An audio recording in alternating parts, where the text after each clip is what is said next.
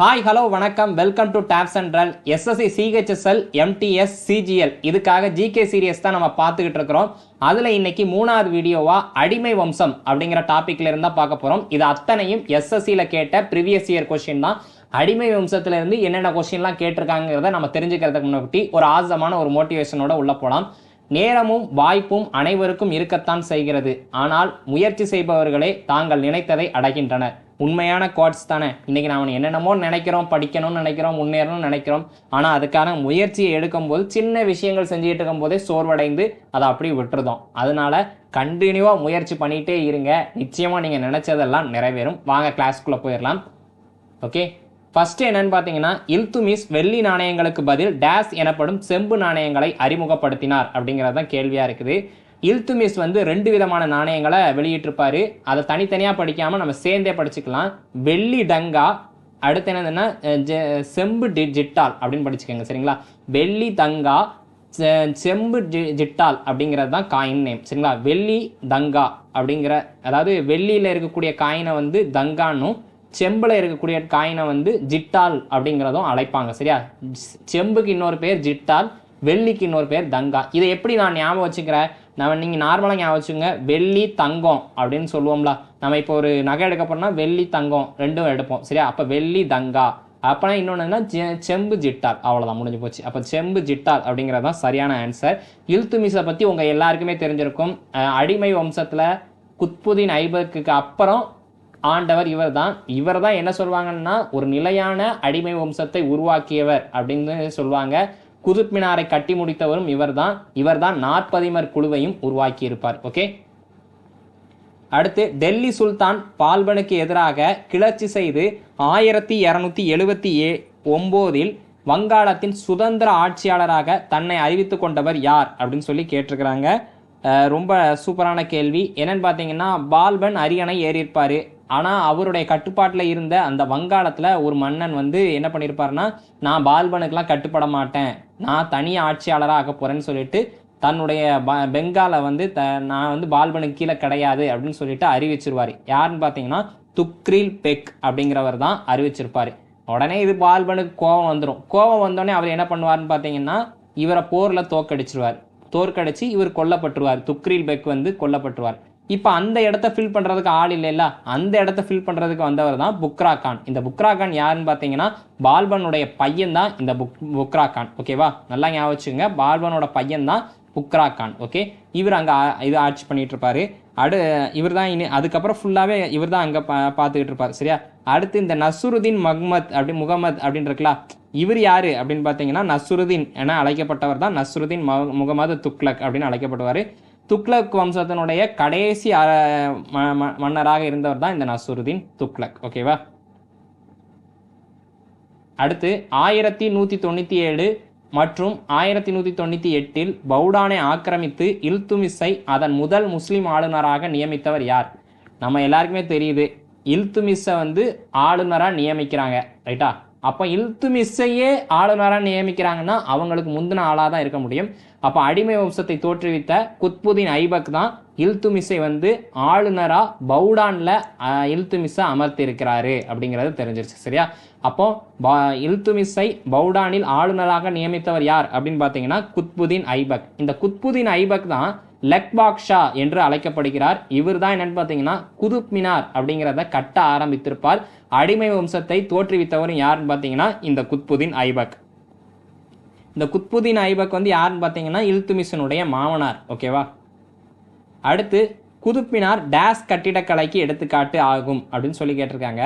குதுப் மினார் வந்து இந்தோ இஸ்லாமிக் கட்டடக்கலைக்கு வந்து எடுத்துக்காட்டு அப்படிங்கிறது தான் சரியான ஆன்சர், ரைட்டா? குதுப் மினார் எந்த கட்டிடக்கலை அப்படின்னா, இந்தோ இஸ்லாமிய கட்டடக்கலை, ரைட்டு?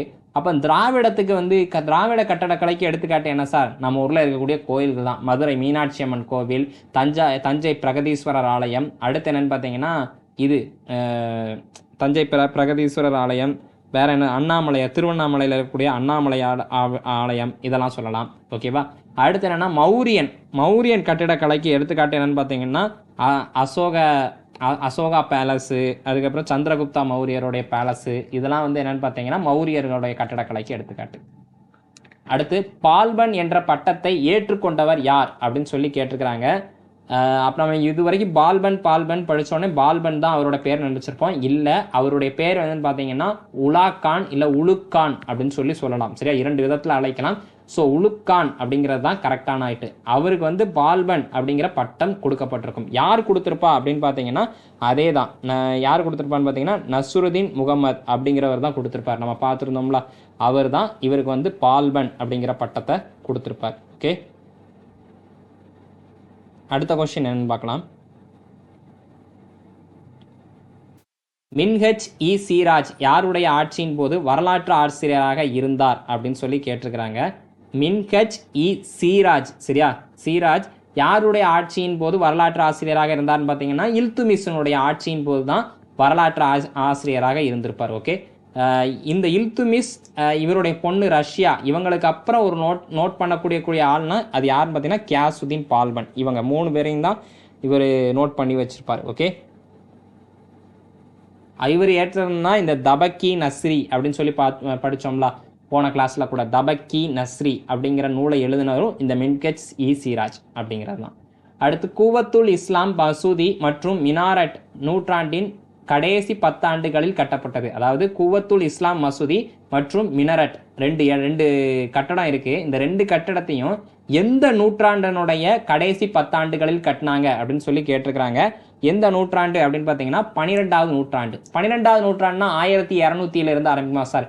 ஒன்றுமே கிடையாது. 12ஆம் நூற்றாண்டுனா என்ன கிடையாது, 12ன்னு சொல்கிறீங்களா? ஆனால் 11ன்னு போட்டு எழுதணும். சரியா, 1100 1200க்குள்ள, சரியா, 200க்கு முன்னாடி, அதுதான் 12ஆம் நூற்றாண்டு அப்படின்னு சொல்ல முடியும். சரியா, அப்படி தான் சொல்ல முடியும். ஸோ நல்லா புரிஞ்சுக்கங்க. 12னா 12க்கு முந்தின நம்பர்லேருந்து ஸ்டார்ட் ஆகும். 13னா 13க்கு முந்தின நம்பர். சரியா, அந்த குவத்துல் இஸ்லாம் மசூதியும் மினாரட் அப்படிங்கிற 2 பில்டிங்கும் இந்த கடைசி 10 வருஷத்துல தான் கட்டி முடிச்சாங்க. அப்போ எந்த பீரியடில் கட்டி முடிச்சிருப்பாங்க அப்படின்னு பார்த்தீங்கன்னா இந்த இருக்குல்ல 1190ன்னு நினைப்பீங்க. அந்த கடைசி 10 வருஷம் அப்படிங்கிற மாதிரி சொல்கிறாங்க. 1192லேருந்து 1198 வரைக்கும் இந்த பில்டிங்ஸ்லாம் கட்டியிருப்பாங்க. சரியா, இப்போ 12ஆம் நூற்றாண்டில் கட்டி முடிச்சிருக்கிறாங்க. அடுத்து 1266 முதல் 1287 வரை இந்தியாவில் ஆட்சி செய்தவர் யார் அப்படின்னு சொல்லி கேட்டிருக்காங்க. நல்லா கேட்டுங்க, ரொம்ப ரொம்ப முக்கியமான விஷயம். யார் ஆட்சி செஞ்சிருப்பான்னு பார்த்தீங்கன்னா கியாசுதீன் பால்பன் அப்படிங்கிறவர் தான் ஆட்சி செஞ்சிருப்பார். ஓகே, கியாசுதீன் பால்பன் அப்படின்னு தான் எழுதியிருப்பார். ஸோ இதை நல்லா பார்த்து வச்சுக்கோங்க, இதுவும் முக்கியம்தான். முகமது கோரியின் படைத்தளபதி மற்றும் இந்தியாவில் அடிமை வம்சத்தை நிறுவியவர். அடிமை வம்சத்தை நிறுவியவர் யாருனாலே தெரிஞ்சிடும். முகமது கோரியினுடைய படைத்தளபதியாக இருந்தவர் தான் யாருன்னு பார்த்தீங்கன்னா குத்புதீன் ஐபக். சரியா, கோரி எல்லாத்தையும் ஜெயிச்சுட்டு இங்கே இந்த இடத்துக்கு வந்து ஒருத்தரை நியமிச்சுட்டு போயிருப்பார். அவர் தான் யாருன்னு பார்த்தீங்கன்னா இந்தியாவில் நியமிச்சுட்டு போயிருப்பார் டெல்லிக்கு. அவர் தான் யாருன்னு பார்த்தீங்கன்னா இந்த குத்புதீன் ஐபக். ஓகே, டெல்லியில் உள்ள குதுப் மினார் தோராயமான உயரம் என்ன அப்படின்னு சொல்லி கேட்டிருக்காங்க. உயரம்னா உங்களுக்கு தெரியும், வெர்டிக்கலாக போகிறது தான். சரியா, நம்ம வீட்டில் நம்ம வீட்டோட ஃப்ளோர் இருக்குல்ல, நம்ம இப்போ நீங்கள் உட்காந்துருக்கீங்களா, இந்த இடத்துலேருந்து வீட்டினுடைய உயரம் மேலே இருக்கக்கூடிய அந்த ரூஃப் வரைக்கும் ஹைட் என்ன இருக்குன்னு பார்த்தீங்கன்னா 3 மீட்டர் தான் இருக்கும். சரியா, ஆனால் இந்த குதுப் மினாருடைய ஹைட்டை பாருங்கள், தரையிலிருந்து 73 மீட்டர் உயரமா. அப்போ எவ்வளோ உயரமாக கட்டியிருக்கிறாங்க பார்த்தீங்களா? சரியா, அப்போ டெல்லியில் உள்ள குதுப் மினாருடைய தோராயமான உயரம் என்னன்னு பார்த்தீங்கன்னா 73 மீட்டர். சுல்தான் இல்துமிஷின் வஷீர் யார் அப்படின்னு சொல்லி கேட்டிருக்கிறாங்க. மறுபடியும் படிக்கிறேன். சுல்தான் இல்துமிஷின் வசீர் யார் அப்படின்னு சொல்லி கேட்டிருக்கிறாங்க. நிசாமுல் மாலிக் ஜின்னடி அப்படிங்கிறவர் தான் இவருடைய இல்துமிஷினுடைய வசீர் அப்படிங்கிற பதவியில் இருந்தார். சரியா, இந்த இல்துமிஷ் தான் என்னன்னு பார்த்தீங்கன்னா இந்த அடிமை வம்சத்தினோட நிலையான அடிமை வம்சத்தை உருவாக்கியவர் அப்படின்னு சொல்லியே கருதப்படுகிறாரு. ஆனால் என்ன பண்ணியிருப்பாங்கன்னா இந்த குத்புதீன் ஐபக் வந்து என்ன பண்ணியிருப்பாருன்னா அவருடைய மகன் ஆரம்பக்ஷா அப்படிங்கிறவரை வந்து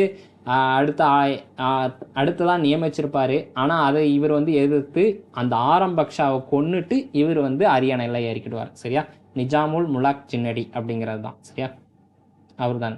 கியாசுதீன் பால்பன் அடிமை வம்சம், சரிங்களா, ஏற்றுக்கொண்ட பட்டம். அதாவது கியாசுதீன் பால்பனுக்கு இன்னொரு பட்டம் இருக்குது. என்ன பட்டம் அப்படின்னு பார்த்தீங்கன்னா கடவுளின் நிழல் அப்படிங்கிற பட்டம் இருக்குது. சரியா, கியாசுதீன் பால்பனுக்கான இன்னொரு பட்டம் என்னன்னு பார்த்தீங்கன்னா கடவுளின் நிழல், காட் ஆஃப் ஷேடோ அப்படின்னு. ஷேடோ ஆஃப் காட் அப்படின்னு சொல்லுவாங்க. ஓகே, பின்வரும் ஆட்சியாளர்களில் மின்கஜ் இ சிராஜ் என்பவரால் விவரிக்கப்பட்டது அப்படின்னு சொல்லியிருக்காங்க.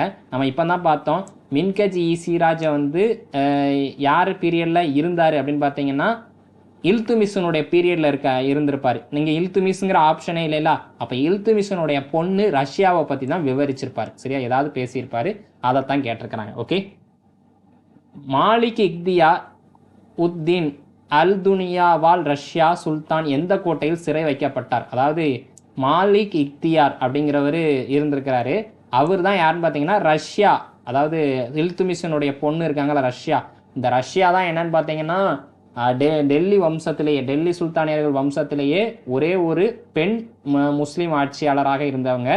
இவங்களை வந்து இவங்களுடைய இந்த பெண்ணாக இருந்து இவங்க ஆட்சி செய்கிறாங்கன்னு சொல்லி பிடிக்காம இவங்களை சிறை வச்சுட்டாங்க. சிறை வச்ச இடம் தான் பதிண்டாவில் இருக்கக்கூடிய கிலா முபராக் அப்படிங்கிற அந்த சிறையில் தான் இவரை வச்சிருப்பாங்க. ஓகே, துர்கன் இ சாகல்கனி என்று அழைக்கப்படும் 40 பேர் கொண்ட குழுவாக தனது நம்பகமான பிரபுக்களை ஏற்பாடு செய்தவர் யார்? ஒன்றுமே இல்லை, சிம்பிளாக நம்ம 40 குழுவை ஏற்படுத்தியவர் யார் அப்படின்னு படிப்போம்ல, அதே தான்.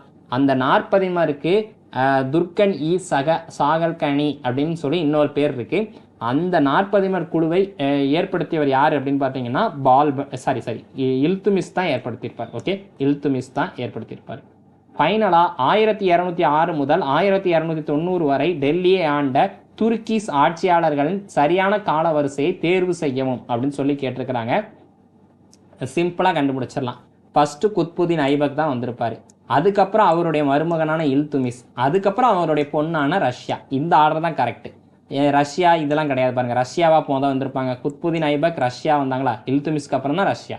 அதனால் இதெல்லாம் தப்பு. குத்புதீன் ஐபக், இல்துமிஷ், ரஷ்யா இவங்க 3 பேரும் தான் கரெக்டாக ஆண்டுட்டு வந்திருப்பாங்க. அதோட அடிமை வம்சம் முடிஞ்சிருக்கும். ஓகே, இதுதான் கரெக்டான ஆன்சர். அப்போ அடிமை வம்சத்தில் எஸ்எஸ்சியில் சிஜிஎல், சிஹெச்எஸ்எல், எம்டிஎஸ்ல கேட்கப்பட்ட இந்த 16 கொஸ்டினும் பார்த்துருந்தோம். இதே மாதிரி ரெகுலராக ஒவ்வொரு டாப்பிக்லையும் நம்ம இனிமேல் பார்க்க போகிறோம். ஸோ மறக்காமல் டாப்ஸ் அண்ட் சேனல் சப்ஸ்கிரைப் பண்ணிக்கோங்க. உங்களுக்கு வேறு ஏதாவது தேவை இருந்தால் கூட கமெண்ட் பாக்ஸில் சொல்லுங்கள். எல்லாரும் படித்து நிச்சயமாக வேலைக்கு போகிறோம். வாழ்த்துக்கள். மாணவர்கள் அனைவரும் மத்திய மற்றும் மாநில அரசு பணியை பெறுவதற்கு தென்காசி ஆகாஷ் ஃப்ரெண்ட்ஸ் ஐஏஎஸ் அகாடமியின் அன்பான வாழ்த்துக்கள். தேங்க்யூ.